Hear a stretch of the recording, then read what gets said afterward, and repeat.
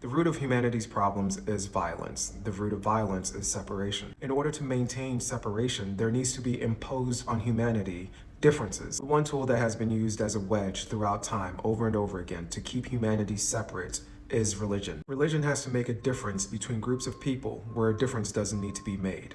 And if they violate those differences, then violence is the ramification. Since ancient times, we've been stuck in a constant loop of separation and violence because of whatever nation's religion holds the power of beliefs. Since Christianity is the hegemony of Western society, I'm going to tell you a story out of their Bible. After the great flood of rain, 40 days and 40 nights, and by the way, it didn't rain water, it rained meteors from the sky that bombarded the earth until Atlantis was destroyed. Sea levels rose from earthquakes and tsunamis, and Atlantis went underwater. It goes on to say that Noah and those aboard the ark were the only ones that made it out alive.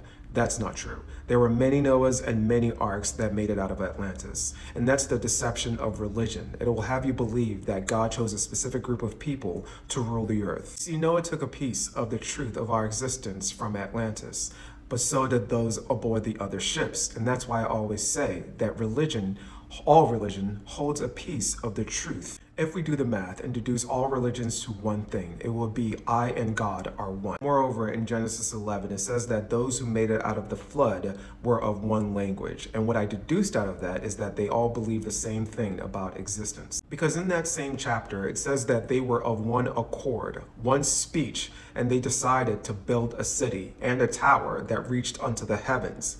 Why? To preserve their identity. What was their identity? The truth about their existence. The truth that was lost in Atlantis due to its destruction. And that's why they wanted to build a tower that reached heavens, so that it will be preserved. And it goes on to say the people were of one language and one accord, and they began to build together. And behold, nothing will be withheld from them that they have imagined they can do. We are all a piece and an aspect of creation and of God, of existence itself. And if we all came together to bring our peace, we can't imagine what we are capable of building. You see, religion, like Christianity, has to keep us stuck. It has to keep us from accessing our identity. It has to keep us in a state of forgetting who we are. And that's why it's important to remember, come together, remember who we are. It goes on to say, the Lord said, let us go down there and confuse their language so that they cannot understand each other's speech, so that they can stop building. You see, Lord and God are not the same thing. Lord is the hegemony. Lord is the power. God does not need to lord itself over anyone because God is everything.